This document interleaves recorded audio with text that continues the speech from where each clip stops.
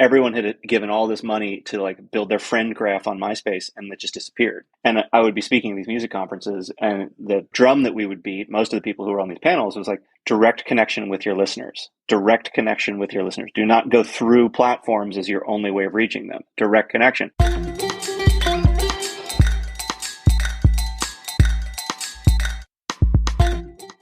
Podcast Junkies, episode 291. Welcome back. I'm your host, Harry Duran. Feels like it's been a week or two since I've been here. I think lots going on.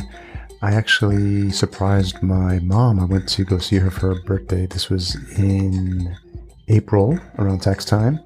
And my partner, Natalie, convinced me to go ahead and do that. So I found myself on a plane at 8 p.m. in the evening, arriving at just past midnight. My brother picked me up at LaGuardia. And Saturday morning, I was able to surprise her and reconnect with some of my siblings. My brother had flown up from New Orleans, so it's a really good time. Nice to see the family and my nieces and nephews. So the only downside was that I had to come back Monday morning, 8 a.m., and caught a bit of a travel bug. So I was really just out, just low energy aches for most of the week. So it's nice to get back in the saddle, nice to get things fired up again. So I'm excited. Hope you had a restful week as well. And I'm wondering if any of you are up to any travels. If you are, would love to know where and when and why. If you're new to this show, this is the one where we find interesting voices in podcasting and doing things podcast related and get to hear a bit about their origin story and just see what else is on their mind. Last episode, I had a really long-awaited conversation with Dave Jones, host of Podcasting 2.0 and the co-founder of Podcast Index. He, along with Adam Curry of MTV fame, yes, for you 80s kids like me, you'll know who Adam is. And we talked about all the wonderful things they're doing at Podcasting 2.0 and Podcast Index. It's an indexing service for podcasters that ensures that they don't rely just on Apple as being the one source of truth for everything. So this is really, really interesting to see. It's almost like an open source initiative. It is an open source initiative that's built by the community. So there's so much to learn in that conversation in terms of Dave's extensive background building software, but also just what inspired them to get this started. We talk about the role cryptocurrency plays and why they wanted to design it from day one to be decentralized. So please check that out. Episode 290 with Dave Jones.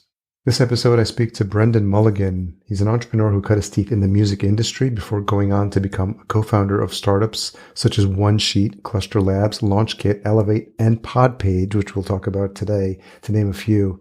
He shares about his experiences with these startups and the successful exits he's had, and his passion for problem solving and building products that customers love. And yes, he's got experience doing this. We talk about his time at Google, what he learned from all these ups and downs, and the current trajectory and state of the podcast industry, which is always fun to do. Don't forget, if you enjoyed this episode, or you are enjoying this episode by the time it's done, or past episodes, I'd love it if you leave a rating and a review at ratethispodcast.com/podcast junkies, and I'll be sure to read those out on future episodes. If you are eager to participate in this new crypto value for value economy, I highly encourage you, if you haven't done so already, check out one of the new podcast apps that support direct podcaster support at newpodcastapps.com. I'll be sure to spend some time digging in myself over the next few weeks. And if you are learning how to send boostergrams, go ahead and send one my way, and I'll be sure to read those out as well. Okay, before we jump into this uninterrupted conversation with Brenden, here's a few words from folks that are supporting this show. This episode is brought to you by Focusrite and specifically the Scarlett 2i2 sound card, one of my favorite go-to sound cards, something I use for each and every podcast recording. The 3G line is a go-to for all new podcasters. Find out more at podcastjunkies.com/Focusrite, and the link will be in the show notes as well. Brenden Mulligan, founder of PodPage. Thank you so much for joining me on Podcast Junkies. Yeah, thank you for having me. Do you remember the first podcast you ever listened to? That's a good question. I have no idea what it was. I don't even know. It was probably, I come from the music industry originally, and so I'm sure there was I was listening to a podcast without knowing it was a podcast, or, in the early iPod days, probably not really understanding what the whole format was. But so I can't resist the question about the music, because I came into podcasting because of music, because I grew up DJing. like vinyl and turntables, and I created a mobile app. It's almost like for like a Pandora, but just for electronic music DJs. It's called Know Your DJ. And then I was like, I want to start a podcast. I want to learn how to interview DJs. And I pivoted from that because I realized how hard they were going to be to track down. And that's how I started Podcast Junkies in 2014. So what's your connection to music? Oh, I went to college in Nashville. Even growing up in high school, I was always super interested in music, and it was like interested at the level of not just hearing the music, but getting to know the bands and all that stuff. So when I was in Nashville, I put on a huge music festival for the college that ended up being like one of the bigger music festivals in the city at the time. Yeah. And then I worked for, I mean, I did everything. I worked for a big booking agency called Creative Artist Agency. I worked at a label and management company. I went out on the road with bands, both in like literally driving around in sedans and also doing like arena tours and playing Madison Square Garden.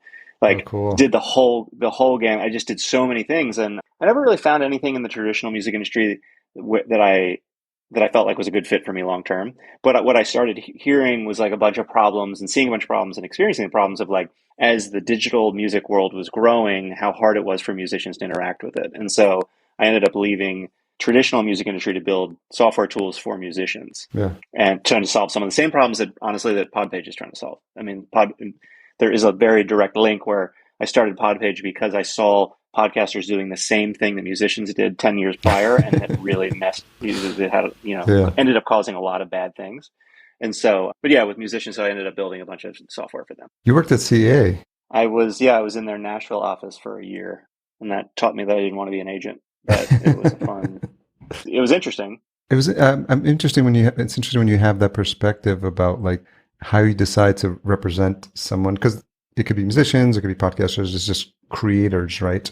And how you think about or what you look for in a creator. That is are there certain traits for people? I'm just curious because of your experience, how you decide that what makes this person different from this person, when maybe talent wise they probably got the same chops, but there's something about this other person that you're just like, this is the person that I think has more of a shot. Music is weird because there's so many people involved in an artist's career, and they all have very specific jobs in most cases, traditional sense. I think it's blended now, but back when I was like looking into the space, like so a lot of people have seen Entourage and think of like an agent for an actor. Sort of that agent is sort of their manager for the most part, and then they deal with every part of their career. They're getting them on. They're just doing everything. I think actors have musicians or managers too, and I don't really get the distinction. But whatever.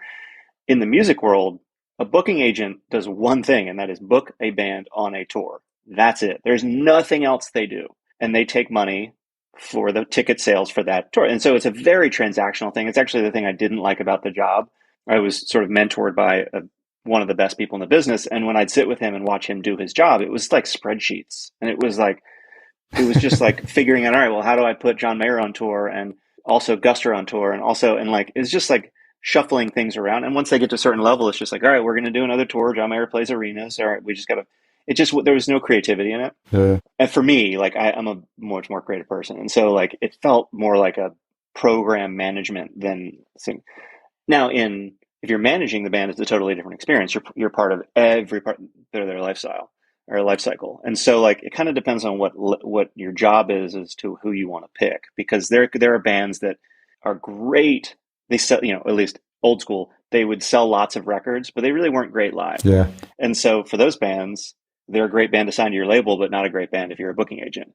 Conversely, like Fish or Dave Matthews, sure, they've sold a lot of records, but it's meaningless compared to even back in the day where people bought records. Like touring was how they made money. So like being their record label was like, who cares? But being their booking agent was an amazing thing. So I think it just depended on what role you were playing. Any memorable stories from those days? Yeah, I mean, they're all like, there's no like deep crazy. I mean, there were situations that were funny. When we did the arena tour, I was tour managing for a guy named Matt Carney, who we signed to the label. Okay. And it was when he was opening, we put him on an opening tour with John Mayer, who was also sort of one of the OG people on our label. That's a big deal. And so that tour was, well, the lesson there is we signed John Mayer, this is before I worked for him, but they signed John Mayer to the label. As he got huge, his manager made a fortune. the label did not make, I mean, the label made money, but like dwarf comparison to what the label or the management was making. Yeah. With Matt Carney, we signed him as a label and management client. So like we just learned lessons as time went on. But anyway, that was during the time where he was dating Jessica Simpson. And so there was just a bunch of like weird, the fact that she was on tour with us, it's just like the whole thing was a weird That's experience. hilarious. Yeah. And then, also conversely went in a sedan with someone we signed who was like a ex-con in Jamaica, Rastafarian singer-songwriter whose music was good. Yeah. And he had an interesting story, but he was a little bit, that we had some experiences where he just culturally different in situations we get into where I had to sort of explain to the club owners that, oh, this is just the culture that they're used to, and it wasn't meant to be an aggressive statement or action. Yeah. I would say that there was a bunch of weird. That was a funny 2 weeks. So anyway, no specifics. I won't get into specifics, but any part of it you miss? No, actually not. There's no part of being traditionally in the music industry I miss, because I think it made me appreciate music a lot less. I would go to a concert, and instead of just enjoying the concert, I would be listening to the mix, figuring out how how the band was, even if it wasn't one of my bands, like I was still like analyzing the show. I could not go and enjoy a show. It took me years to be able to just to go and like be a fan again. Some people can do it. I couldn't. As soon as I was in that side, I was like, oh, all right, well, this room isn't set up correctly, or like, oh, this performance needs, I need to remember to tell them between these two songs to do X, Y, or Z. Like like, I love music is one of the things I love the most, and it turned it into work. So I don't miss that at all. I've been much happier since leaving the music industry. When I look at the jobs you've had previously, I noticed that in addition to your passion for music, but there's also like an entrepreneurial aspect to what you're doing, and you were a founder of Artist Data. I think that's one of the databases I was pinging when I created my app, because I was looking for sources, because it was essentially, the app was you could see their Instagram feed, you could see where they're touring. I think we might have used Artist Data for something like that. We would pull in their Twitter feed. So it was essentially one-stop shop. But again, it was just DJs, just electronic music DJs. And I think some of them were posting stuff on Artist Data. So like, how did the idea for that come about? And people have a lot of ideas and they don't necessarily turn into like starting a company. Yeah, that was the transition from music to tech. Part of my job at this label management company was, the John Mayer tour is a good example. We would book Matt on a John Mayer tour. Awesome. Really good news. This is back when MySpace existed, and so did like 50 MySpace copycats, and no one knew which was going to win or lose.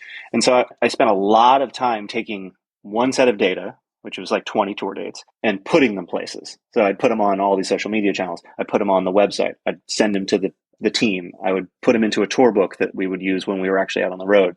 I would send it to the local newspapers. Like, there's so many places.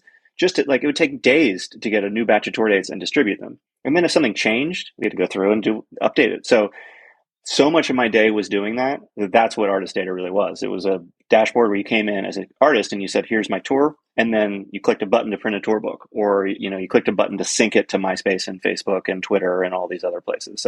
And it would automatically get sent to, if you're playing a show in San Francisco, it would automatically get sent to the Chronicle 1 week out or something. It just did everything for you. And so that was, there's so many people I worked with. All of us were dealing with this data problem. It was sort of a no-brainer as a first project.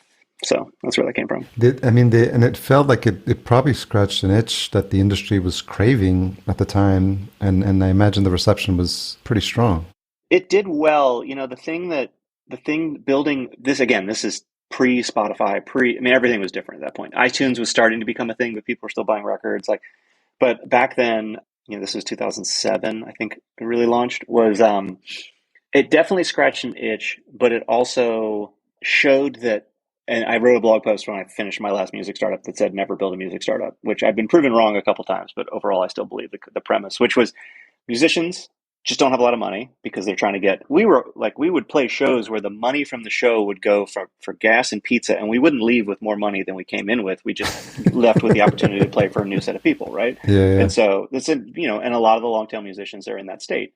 And so they loved the tool. It was very popular. It was very hard to get anyone to pay for it. And, that's okay for a while, but after a little bit, if you can't get anyone to pay for it, I'm like, well, I know you're special because you write music and we should give you everything for free, but I spend all day building this for you. Do I not deserve to also be able to eat? Right? It was this weird, And so then it's like, well, don't work with the small musicians, work with the big musicians. So I would go to the big musicians and they'd be like, well, you should pay me for me to use this because I'm going to make it popular. And so I built a few music startups and they all followed this trend of like, if the band doesn't succeed, they blame your tool as one of the reasons that they're not succeeding. If they do succeed, they give your tool no credit and they ask for not to pay for it as much or something like that. So I didn't find it was a particularly fulfilling industry to build for on the tech side, which is why I stopped in like 2011. I stopped building for the music industry, but they loved the tools. Everyone loved it. It's just they weren't really willing to love it enough to like compensate the teams that were building them. So I'm just smiling because like you could just replace musician with podcaster. And like it's interesting when like podcasters get started, like there's so many tools to use and they all want them to be free because they're all just like musicians, like bootstrapping it and just getting started. And it's literally like, because I've developed and worked with a couple of tools that support the podcasters. And again, if God forbid it's like $5 a month, they're just like, no, like it's a little too much, like can't afford that. And then like, but I think for the people that are being serious and the musicians who are serious and like just like podcasters who are being serious, I think they realize like, is this something that I need to invest in as, like musicians, right? Like you have to like replace your guitar strings. You got to buy like drumsticks. You got to do the things, photographers need to buy cameras every 7 years. Like you have to do the things that enhance the creation of your trade. And, I think podcasters are starting to learn that more and more as the industry matures. I think the other thing is and the lessons I learned with music is I was so focused on number of users. And so I gave away everything for free. And then later on said, okay, I'm going to start charging for this and this and this. Right. And I did this twice and it didn't really work. I mean, I converted people. It was such a small amount that it wasn't that interesting. With PodPage, it has been from day one, outside of like a small beta testing period. I was like, if you want a website, you have to pay for it. And if you can't pay for it, or if it's too expensive, I totally get that. There's a bunch of free tools and I can help you figure out which ones you should use. But if you're going to use this one, you have to pay for it. And it's actually worked really well. I mean, and of course we're probably underpriced and we have a lot of coupons that we give people and we try to help here and there, but there is this premise of like, you want to make money, like the product is so much better now because we did that and we can keep investing. And so it's taken a different approach. Certainly I wish we had a lot more podcasters paying for it. And there's a lot that are like, I can't afford it. And I totally get that. But I think we're starting out with being like, this is a premium tool. You will pay for it if you want it. It's sort of just, they get it. It's like you can't buy a beer if you can't afford the beer. So it's not like they walk into a bar and they're like, I can't afford it. Can I just have the beer? Like that's not. So I think that was my mistake, was like not setting it up at the beginning to be like, this is a mutual exchange. Like I will give you some really good software, but you have to sign up for a subscription. So you started honing your entrepreneurial software chops. I don't know if, did you build your own stuff? Did you just work with developers? Because after that, the company was acquired by Sonic Bids, and then you worked on Onesheet for a while. But I'm curious about the idea for the work you did at Cluster Labs, which became LaunchKit, and then the eventual acquisition by Google. I'm interested to hear a little bit about that. Yeah. So Artist Data, I hired an outsourced team of developers to help build it. For a while, I had a co-founder that we ended up parting ways after a couple of years, and he handled a lot of the development, but he just outsourced the team. And so when he left, I just worked directly with the outsourced team, and it was good, but I was somewhat technical. Like I could kind of build websites, but I didn't really know much more than that. I remember being on the bus in Chicago reading like a book that big about CSS and trying to figure, because I just needed the problem. It was really hard to work with these outsourced developers because I wasn't great at defining exactly what we needed. So anyway, after Artist Data, sold it to Sonic Bids, helped them get that integrated, left Sonic Bids. I just was learning to code really. And I launched Onesheet as a experiment and again, this is where you'll start hearing this again in the PodPage story, is like MySpace had basically fallen and everyone had given all this money to like build their friend graph on MySpace, and it just disappeared. And I would be speaking at these music conferences, and the drum that we would beat, most of the people who were on these panels, was like, direct connection with your listeners. Direct connection with your listeners. Do not go through platforms as your only way of reaching them. Direct connection. Okay, what's the best way to do a direct connection? Email list. Well, how do I collect an email list? Put it on your website. How do I build a website? And so I ended up building Onesheet, which was a turnkey website builder for musicians. Not nearly as in-depth as PodPage, but kind of the same thing. Like We'll make it easy for you to launch a website. It's powered by Twitter and all your other feeds. Yeah. Set it and forget it. Takes you 2 minutes to set up, all that stuff. And so, yeah, so it was really more of an experiment, and I didn't intend it to be another startup. I don't think I would have chosen to do another music startup, but because I learned a lot in that community, I launched like 4 projects, and that was the one that took off. So I did that for a year, sold that to Bandzoogle, which was a more sophisticated website builder for bands. And then started, the mobile was big at the time. It was getting bigger. I teamed up with a friend to build a mobile app called Cluster, which actually still exists, sort of a private photo sharing app. And that was about exploring like the mobile space. As we built out this consumer app, we found that there was a lot of issues with building apps. Like it was still a very new space, and there was tons of like stuff that was hard to do. So while we were building our apps, we were building tools to make building our apps easier. Those tools ended up being more popular than the apps. And so that's LaunchKit. So the apps kind of continued, but LaunchKit was a developer toolkit. And so we built that for a year or so, and that's what Google saw and was like, we want this to be part of Google. And so we, in 2016, sold that to Google and spent 3 years there. And then Cluster sort of was given to a friend, and again, it still exists, has a huge amount of users at this point. It's kind of fun. But from a venture capital, we raised venture capital for a Cluster, and for a photo app, raising venture capital, you have to sell for $1 billion for that to be a success, right? It has to be big. Cluster is and never will be that big. And so it sort of didn't make sense as a venture company, but as an independent company, the person who runs it now does really well because they still have tons of users using it. So everything kind of worked out. Was it like what's the pre-Instagram photo site? Flickr? Flickr, yeah. Was it like Flickr? So no, if you've ever used, I don't know, if you have an iPhone, it's called iCloud photo sharing, where you can set up an album and invite friends to it, and you all can see the same album and put photos in. Yeah. Google Photos has a shared. It was that. Okay. It was that before any of the other ones existed. Apple didn't do it. Google didn't. No one did it. But it was, you got back from a vacation with a bunch of friends, you uploaded your photos, you invited your friends, everyone came in, built a shared album, or you had a kid and you didn't want to put like 1,000 photos of your kid on Facebook, but your mom wanted to see 1,000 photos. Like it was a private space to share photos. Still is. People used it for all kinds of stuff. School teachers would use it to like take pictures of the kids during the day and share it back with parents. And so, yeah, ended up being, it's a really cool app, but just all the platforms built it in. I still think it's better than what Apple and Google have done, but it's hard to compete with, the app already being on your phone. So, yeah. My family has used the Google Photos occasionally for like sharing albums. So I definitely can see the value in a tool like that. What was life like at Google? It was great. Google is like, I don't know, I can't imagine a better work environment. I mean, they give you tons of flexibility and tons of sort of autonomy as a person. So like that you're trusted, there's no like you're not punching in, you're not punching out. You're put on project teams, and the team is for the most part autonomous, and there's fairly, goals are set at the org level and then trickle down through the different product areas. So I would say like it was a wonderful, I always felt very supported. And I always felt very supported, and I thought it was a cool company to work for. It's just it was harder to get stuff done. So bigger companies move slower, and as someone who likes to committee, right? Yeah, as someone who likes to build products very quickly and iterate and like kind of let the users define what the thing we should build is, it was harder to do that when everything took 2 quarters. And so it was an awesome company to work for, and it is like, obviously, I mean, they just announced earnings yesterday, and I mean, it's just like a money printer. They've solved such a core problem. Yeah. They do it so well. Yeah. It was awesome to be a part of that. But as someone who loves to like build little things and launch them very quickly and see what people do with them, it was a bad fit for me. So I spent 3 years there, but I was ready to get back to building stuff when I left. Yeah, a little stint. I'm curious about the impetus for Frontline Foods, where that came from.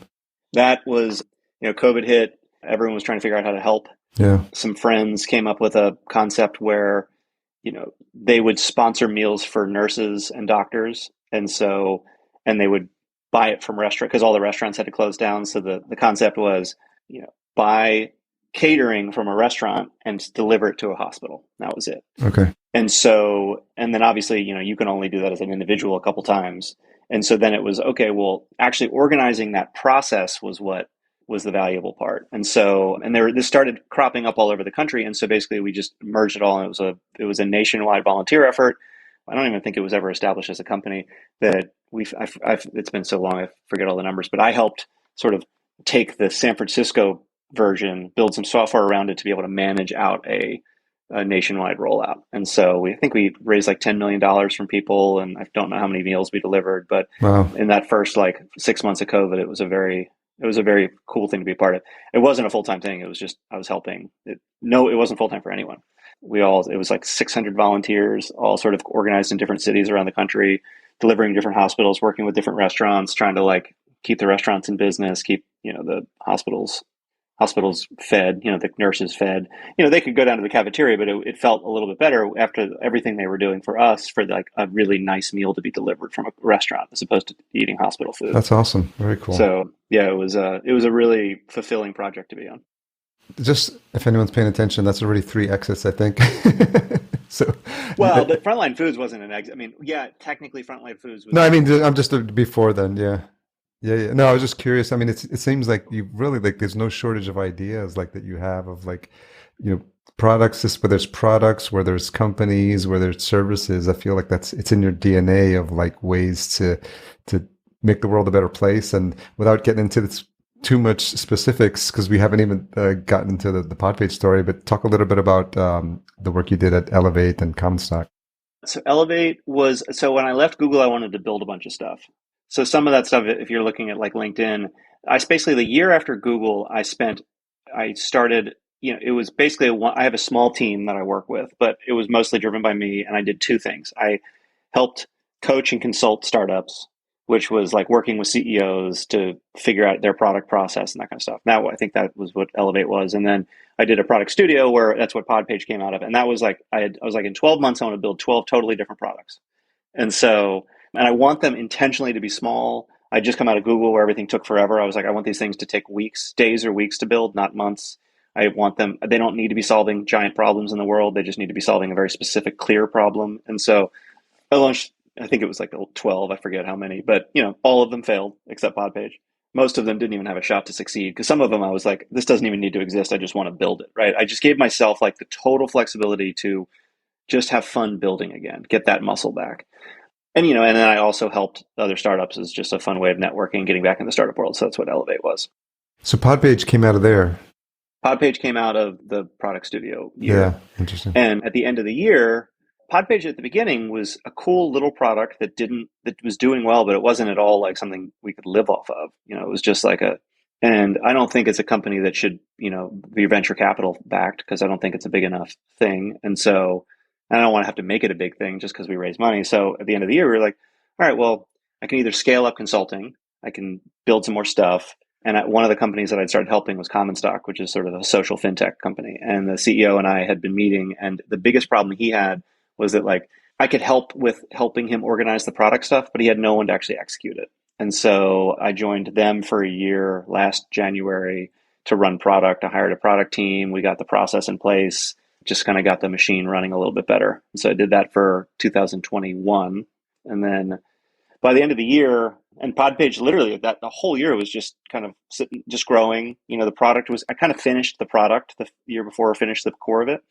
And I had a small team that was adding some features and doing customer support. But for the most part, like it just kind of like grew. And by the end of the year, it had grown enough to be able to be like something that was something that we could like actually live off of and focus on a little bit more. And so stepped away from Commonstock at the beginning of this year. So what's been the most interesting thing for you, given all that experience and like all these years you have of building these products, product market fit, learning, working on something that's supporting like a creator economy? How much of that has been helpful for you as you've like made your way into the world of podcasting?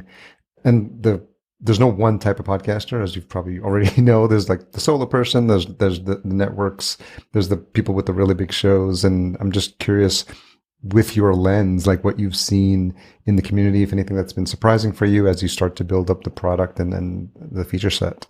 Yeah, there's very consistent between whether it's musicians, app developers, or podcasters, which are 3 groups that I built software for. They all have one very specific thing in common, which is they are creating something and putting something into the world that they created. Yeah. And the most important thing for them to do is create something is to like have as much time as possible to make that thing they're creating really awesome. And there's a lot of crap that they have to do in the meantime. Sort of like, if you want to start a business, you have to do your taxes. But like, you didn't start the web design business to be able to become a master in taxes. And so you need to spend as much time as possible designing websites, not doing taxes, right? So like with musicians, this is kind of it's like you're spending all your time managing data across all these places. Like, just use this tool and then get back to writing songs. Musicians should write songs and be great performers. That's what they should do, depending on what their focus is. App developers, you should be making valuable apps and adding features. You shouldn't be having to figure out how to track your reviews and some of the other crap that you used to have to do. With podcasters, it's the same thing. Like, the only thing that you should do is, in my opinion, create great content. Figure out how to create great content. Everything else will follow. And for some people, that might be like writing really interesting stories and doing podcasts around stories. Or for others, it's just booking guests and studying the guests before they come on. Like, whatever it is, like, all that matters is the thing you put out is interesting, because if you do that, then more people will find it, more people will listen to it and share it, and your business will grow.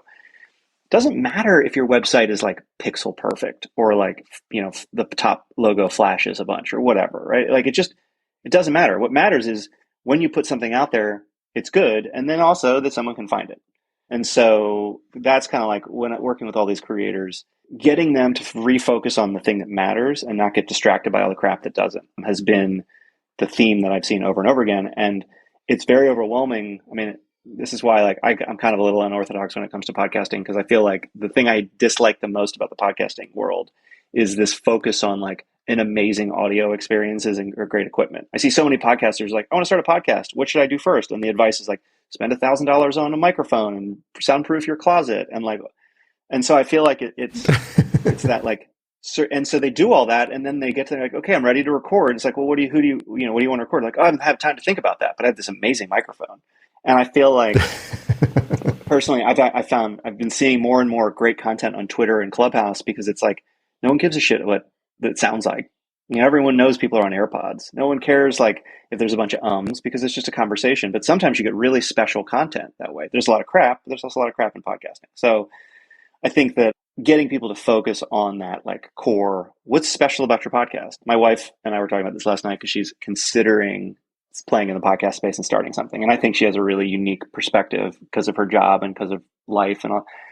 And she started going down the road of like, well, what about, how do we do editing and advertising? And I was like, don't worry about any of that stuff. Like, just how are we going to have the right equipment? And I was like, she wants to do it with a friend. I was like, why don't you guys just get on the phone once a week for 8 weeks and have a conversation and see if you think it's interesting, right? Like, just get started. Don't worry about any of the other stuff, and see, all that matters is that like the content is interesting. Anyway, so that's been a theme. And so when you look at stuff that I've built things that I'm trying to remove work that they would have to do elsewhere. And if you can remove work and also make it more likely that they are discovered, it's sort of like a bonus. And that's kind of what PodPage. It was seeing like, I had friends that I heard 2 stories from podcasters. I have a website, it's on WordPress. It's a huge pain in the ass to manage. It breaks all the time because plugins get updated. I don't even know where I'm supposed to host it. Like, it's just huge. How do I even do it? I don't know code. How do I hire a developer? There was that side of things. Or I don't have a website because I just don't want to deal with it. It's too hard. I don't like, it's fine. People can find me on Apple. That's what I heard. So I was like, okay, well, I very strongly don't believe that you should only be found on the players. I think you need a direct connection with your listeners constantly. Yeah. And I think that there are platforms for web development that are more complicated than most podcasters need. And so that's kind of where PodPage came from. How do you think about like the roadmap? Do you feel like the features have been at the point where, it's the core of what it is and it's now just tweaking, or is there more functionality that you think is possible? Yeah, I think it's kind of gone in phases. So at the beginning, I feel like phase 1 was like add a ton of features. And that was 2021. 2020. 2021 was a little bit of refinement, but really not a huge amount of development, a couple core features. And then 2022 is going to be a lot about the biggest issue with PodPage that I've been very clear on from the beginning is it's amazing if you don't care about super customization, which most people shouldn't care about because it really doesn't matter. If you want a page that stays up to date automatically, imports all your stuff from Apple, just imports all your reviews from Apple, like it just does everything for you, it's great. If you want it to be like the most unique page in the world and you want to put like change the pixel in the top right of the screen to be something else, like it's not really great. Squarespace is better, WordPress is better. I would like to get PodPage moving closer to those platforms this year. So a little bit more customization. I think that's like the biggest missing piece, is that it's pretty customizable, but I think most people's biggest gripes with it is like, oh, I wanted to do this thing and I couldn't. It wasn't like you don't have the features. It's just like, I can't customize this awesome website with all the features I want. I can't customize as much. So that's going to be like the biggest sort of improvement this year. So. And what about support? Like how you think about the needs for bigger like networks that have multiple shows? So we have a network product, and so you can create a website and you can attach as many shows as you want to it. Each of the shows have a sub page on your website.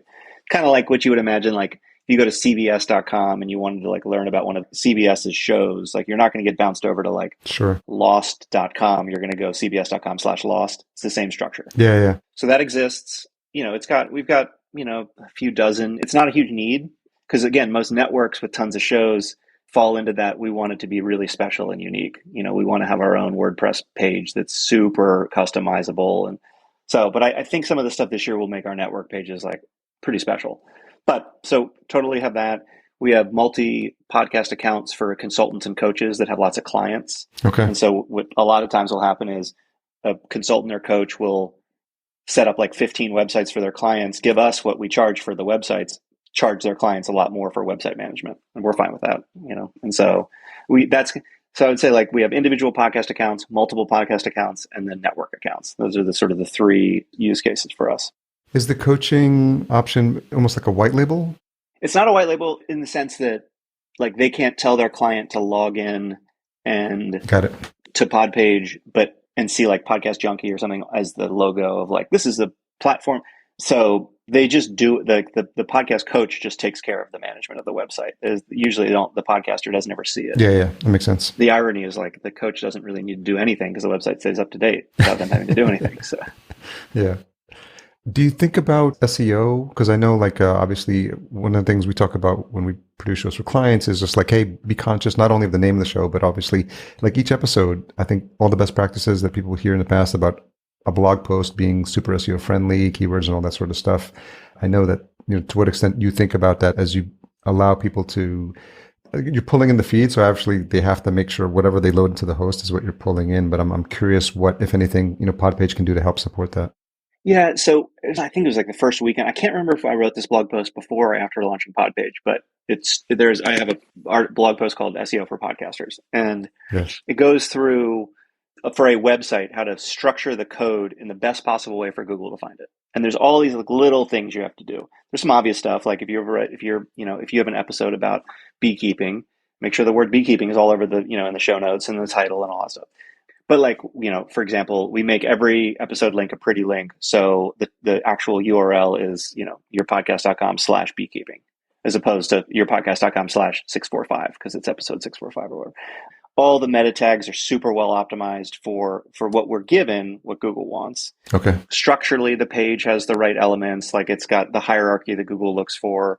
It has it's called a schema, but it's got a schema that they look for that helps them like index, so we're telling them this is a page about a podcast. This is a page about a podcast episode. The author of this podcast episode is it.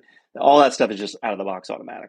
So it's not that hard to do, but it is, we do take care of that. So the podcaster doesn't really need to do anything. You can go in as a podcaster and tweak your keywords or tweak your title if you want to, which is totally fine.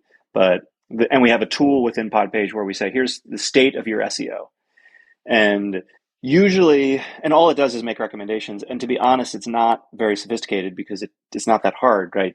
If you have a podcast called Beekeeping Today and your website is Brenden's Bees or something, right? It's like, or actually if your website's like, I'll be super dated, geocities.com/bees, Google's not going to see that and be like, that's the right website, right? Yeah. But if your website, so we always tell people like adding a custom domain is actually one of the best things you can do, because Google then says, all right, there's this Beekeeping Today show. Here it is on Apple. Here it is on Spotify. Here it is on PodPage. Like if it's podpage.com/beekeeping, here it is on Podchaser. Well, we know Apple's a good site, so we'll put that at the top. But like, if you're just if you're just like a page on someone else's site, it's hard for Google to know which is the best. Yeah. You put your own domain name and it's the same name, and you put it in your podcast feed. So all of your feeds, so that means Google Podcast is pointing to your website. Everyone's pointing to your website. It's weird with podcasting because you can change your link and suddenly you get backlinks all across the internet because everyone else who's sucking in this feed will backlink. Interesting. So we usually tell people, if you just buy a domain and make it your website and your feed, it depends, right? If you have a super popular, if your keywords are popular words like true crime, if you called your podcast the True Crime Podcast, it's gonna be tough. Yeah. But in a lot of cases, like, you can get into the number 1 to number 5 spot on Google in like a matter of weeks with a brand new website, just because once you change it in your feed, everyone's pointing to that website. And so Google immediately knows, well, this is the canonical place to go to learn about this podcast. So we have a page within PodPage that kind of explains that and checks their feed and says, oh, in your feed, you actually don't have your website. You should replace the link and all that stuff. So try to help a little bit. It's all the things that, like, to your point, as you mentioned earlier, like, folks got into podcasting, like, they weren't thinking about this stuff, and they don't come from a background of like SEO expertise, website expertise, social media expertise. And it's like, as a podcaster, you have to sort of like either figure out how to like get help with that or learn it. Like, when I started my show, like, I had to edit the audio, I had to write the show notes, I had to create the website, I had to get all the socials, I had to promote, I had to create graphics. And it's like, I think what you've done with PodPage is like really, really helped the community in take the things off the plate that's not their genius. And like, you probably don't need to be experts in or worry about, and just let, obviously with your experience now and understanding what makes sense. And I think the fact that you're incorporating, there is some social sharing options I think you're building as well to the site. Yeah, I mean, some of the podcast hosts do this too, but yeah, you can set up, when a new episode is published and we import it to your website, it automatically shares on Twitter or Facebook or LinkedIn. Or a new review is pulled in from Podchaser or Apple, we can automatically share that. Again, just things that you don't have to remember to have to do, right? It just automatically goes out. So, are you pulling in the new? I know Spotify just had reviews as well. I don't think Spotify, okay, the Spotify's going through a moment right now where people are pissed about Joe Rogan and people are quitting Spotify. I've honestly been too busy to track the whole thing, and I have no opinion.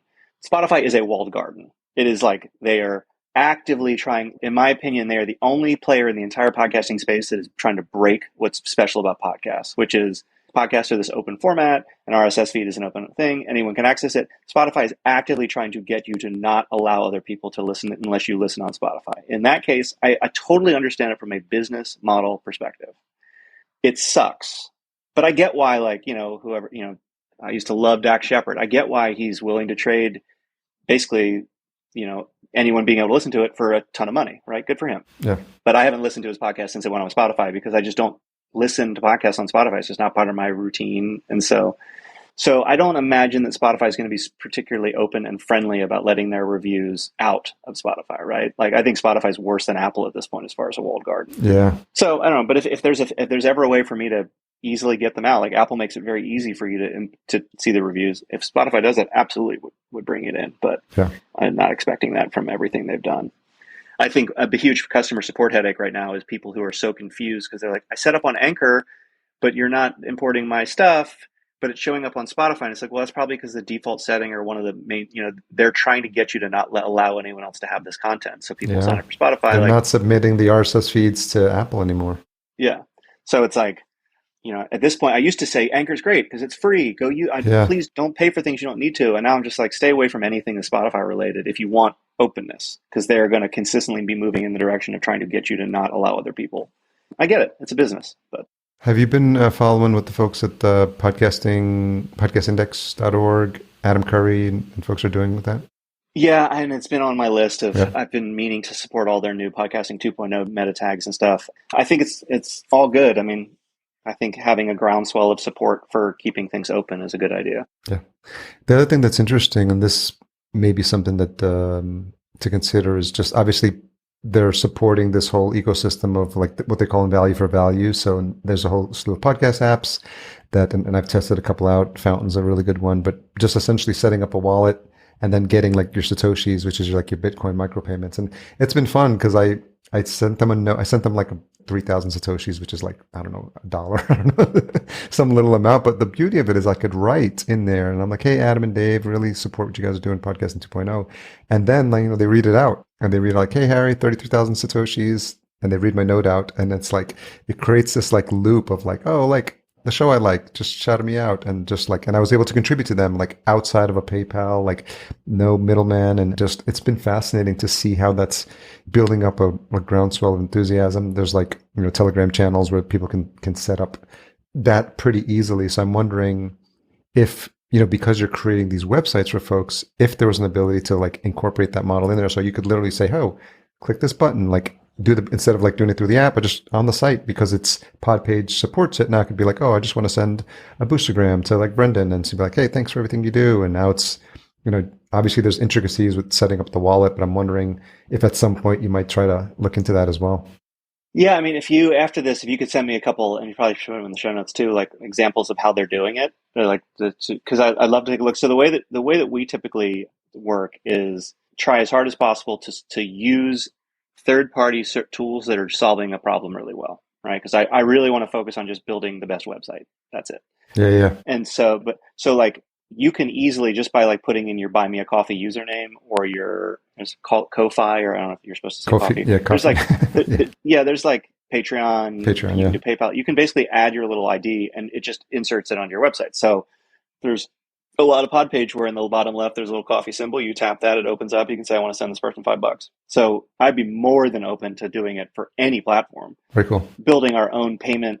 The Bitcoin one is easier because you're using the blockchain, but a lot of people have asked us, like, can you basically build Patreon into PodPage where I can accept payment? And I'm like, I don't really want to be at this point, even though it's probably the biggest monetary opportunity that we could do would be to help facilitate fan payments to shows. Yeah. I think it'd be way more lucrative than charging podcasters. I don't really want to get in the middle of that transaction right now. For me, it's always been easier to be like, what we do is we build great websites and we integrate things into it, as opposed to being like, all right, well, now we need to make sure that, oh, you collected $200, the processing fee. It seems like a huge headache, and it seems like it'd be a big distraction. Yeah. And I can send you stuff that they have. There's like it gets very technical. There's a whole GitHub, and I'm just like, I start to venture down that path, and I'm just, nope, I'll stick with my basic CSS and HTML chops, and yeah, exactly. That's about as much. But I love it, and I want to support them, so I'll mention it to Dave Jones because I think he's going to come on a future show to talk about that stuff. Cool. So that's going to be helpful. What else is got? I noticed you guys have stepped up your marketing efforts because naturally I hear you now on Pod News as well. So what's been the results from that?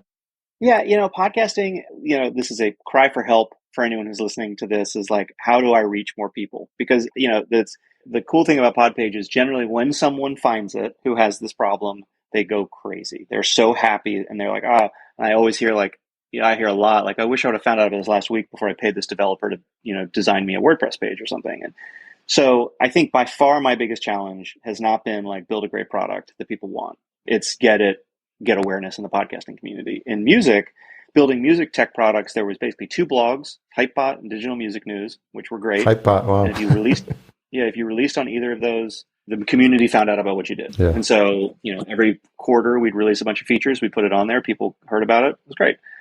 Podcasting, I think Pod News is the best source for information. And I love what James has always been doing with it. So we support them. And it's always fun to be a sponsor for different things. But that's it. And I feel like that audience, I mean, we've been working with him for a year on and off. So I don't know if we're getting anyone new. It's always been great. I'm constantly, approached by podcasters that say, let me sponsor my show. A lot of podcasters listen to me. 99% of the time, there's literally just no return on investment for those. I want to, I used to actually, when we launched PodPage, when you signed up, you got an email from me saying, if you have a podcast, I'd be happy to sponsor it. Blanket statement. Like, if you have podcast, let me know if you do sponsorships, if you think this would work. We'll do one or two shows. If there's a response, I'll keep doing it. To me, it was like, I'll totally support you if you're supporting us. Yeah. We kind of had to stop that because it literally never worked. And so the ones that have worked really well, School of Podcasting is a great resource. People love what Dave Jackson's doing. Awesome. Yeah. So we've done some great work with him. Podcast Host has a really great resource and site. So they recommend us as a non-WordPress site, which has been, or non-WordPress. If you don't want to use WordPress, use PodPage, and that's been good. We've been at Podcast Movement had a booth there. Okay. I'm speaking there in the LA one in I'll be there. or a few months. Yeah, let's have a chat when we're there. I'm planning to be there as well. Totally. We've done tons of like work with like grow your show, grow the show, like all, we've tried to, but I haven't found a scalable way to really get the word out. So, if there's anyone in the podcasting world that's like, I know how to reach 100,000 podcasters, I'm all ears, because at this point, well, we're building, it's super early days, but there's a site I'm building called The Podosphere. So thepodosphere.com. And just kind of tracking what James is doing. I was like, there's a lot of companies coming to space. I just started building an Airtable. I was like, 200, 300, 400. Now it's like 600 companies. And so I was in OnDeck's no-code cohort. So I built it with no-code tools like Webflow, Airtable. So I got the MVP up. Another company I was advising folded, but that guy came over and he's my technical co-founder now, this guy named Brad Nolan. So that's it sites up, but it's a little rough, but it's essentially almost like I want it to be like a Yelp for podcast resources. And we're going to have like sponsorship spots at the top. So as we build that out, that the idea is to get traffic to that as well for anything anyone wants to do, any company in the podcasting space. Like that's going to be the place for that. So I'll keep you updated on that. Yeah, please do. Yeah, I mean, I'm always people reach out all the time saying, let's partner, let's do, would you sponsor X, Y, or Z? And my response is always the same. It's like, as long as we make more than the sponsorship costs. Yes. And I don't expect to make it on day one, but like if we do like a 3-month thing, by the end of 3 months or by the end of a month, we should be seeing more revenue coming in that is going to sponsor this, then I will sponsor you for the rest of time. It's just a very clear thing. Yeah. It's like, if you can consistently return more than I'm investing, you can charge me whatever you want as long as it's less than what you're making me. And 90% of the time, it just doesn't work, right? And so, organic growth and just podcasters selling podcasters is by far our best source of new customers. Or like organic sources, like we're very, if you ask in the Buzzsprout group as an example, if you ask in their Facebook group, like, want a website, what should I use? I haven't actually been in that group for a bit, but like it used to be like someone would ask, it'd be like 25 people would say PodPage. Yeah. That's how we get customers. It's customers referring us. If I could find a way to like expose this to more, I would do that in a heartbeat. So. Well, let's talk, because this is a podcast where I speak to podcasters about podcasting. So. Yeah, totally. Yeah.